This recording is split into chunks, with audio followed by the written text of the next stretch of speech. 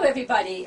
You can hear me in the background. I'm Leona LaPerriere, author of Hear Applause, and I am here this morning with Deborah Viglione, who is the founder and executive director of Win-Win Resolutions, and that is a nonprofit organization that helps boys and girls and everybody really work on developing their power, their personal power, so they can be making great decisions. Well, welcome this morning on a wonderful Monday morning. Thank you, Leona. Thank you. I'm grateful for you being here. And I'm very excited. We've been friends now for about 10 years. We both started our businesses, I think, about the same time. Absolutely. And we've been following each other, working together, and just really you are an inspiration to me, which is one of the reasons why you are in our book. Well, thank you. And likewise, very much likewise. A lot of our folks have been asking, what is going on with some of these people in your book?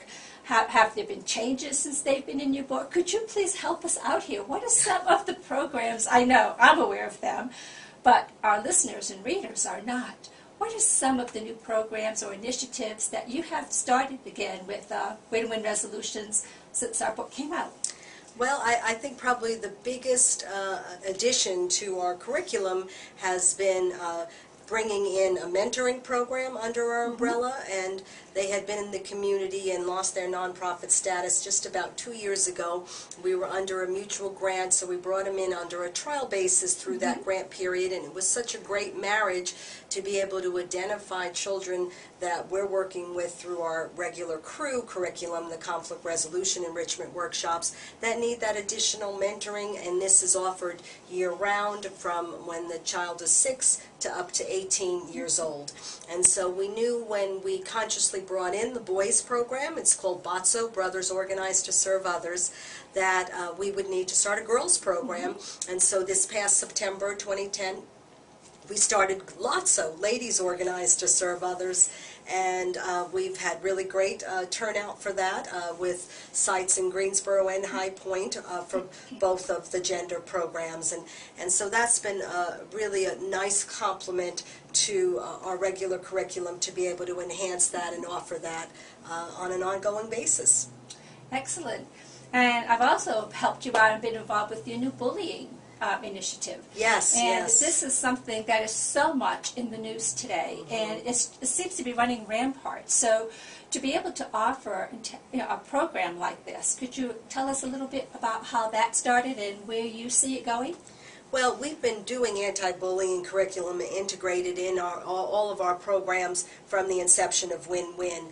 But now, really with the heightened media awareness of cyberbullying, children who have committed suicide due to being bullied, the bullycide is the new word that they've coined in the Webster Dictionary. Right. We felt like we really needed to heighten the awareness of with everybody across, not just in our community, but across the nation, about this is not just boys stuff, kids stuff that you hear so often. Oh, boys will be boys, and they just let them duke it out. Well, it's not duking it out like when you and I were kids anymore. No, it isn't. The consequences are so much more dire. So we had a former board member who was living in Pennsylvania. He came up with this wonderful idea to raise, right in his own community in Pennsylvania, there were 4 teenagers who had committed suicide, again, due to being bullied. So he walked from Pennsylvania to Greensboro the month of May, 600 miles, to raise awareness of this issue and raise funds for our bully prevention programs. And he stopped in D.C. on the way and talked to legislation there and the White House, who had put on an anti-bullying conference. And again, because we need to let parents and children know that there are resources and help out there. Super, yes. And I know that he did really well, and he is continuing. This is his mission in life, I believe, to really get this in front of people and give them the tools necessary so they can really overcome some of the challenges of bullying. And I know you had a very exciting event happen this year, too, where you won an extreme tech makeover for your nonprofit organization.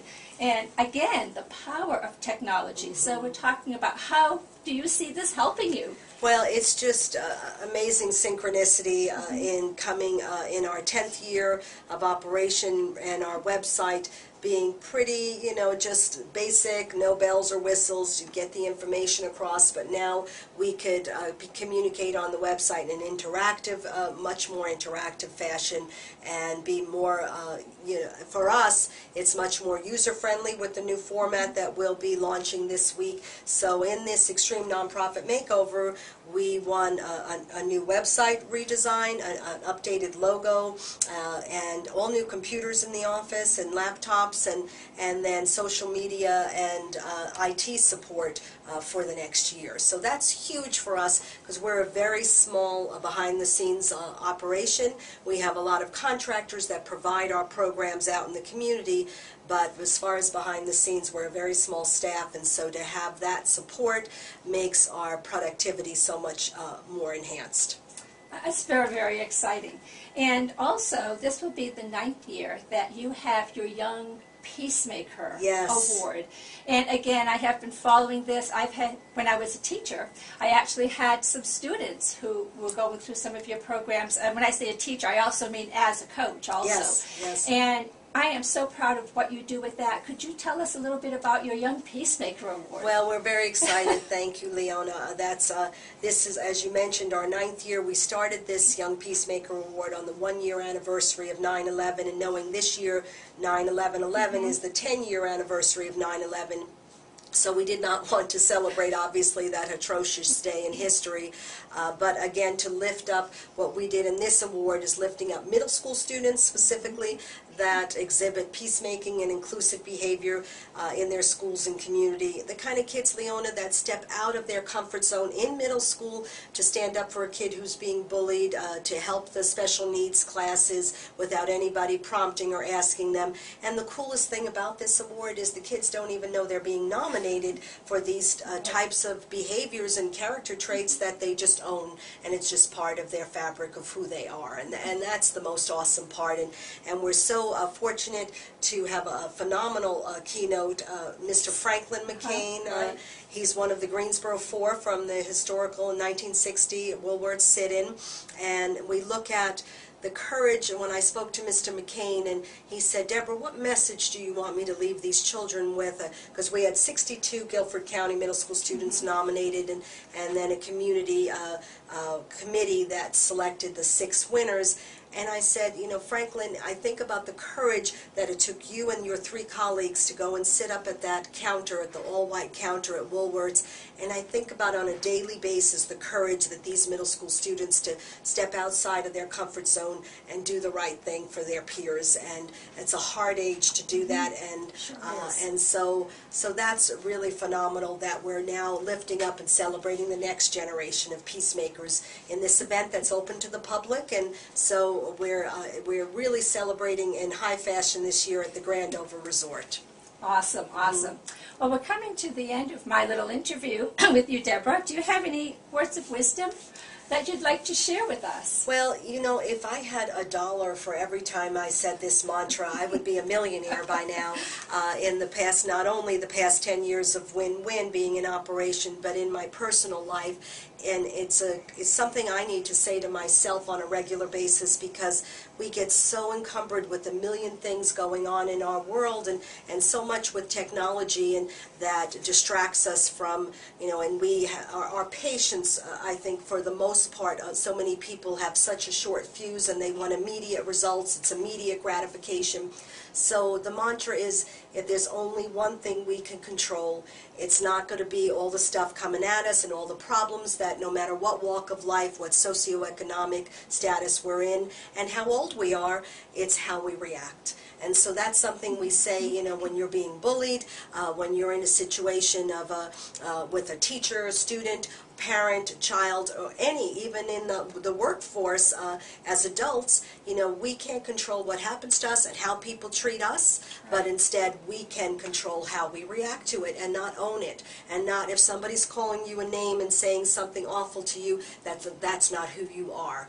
And to know that, to keep and protect your power of who you are, your self-esteem, and not let anybody take that away from you. You have the power to do that. And thank you so much for allowing me to update and share what we've been doing. Well, it's been a pleasure. I know you've been an inspiration to me, and I know a lot more people will be inspired by what you are doing also. And folks, this is Deborah Vigliano, and she is with Win-Win Resolutions. And if you'd like to go and check on this, you can go on www.winwinresolutions.org. Thanks again, Deborah. Thank you.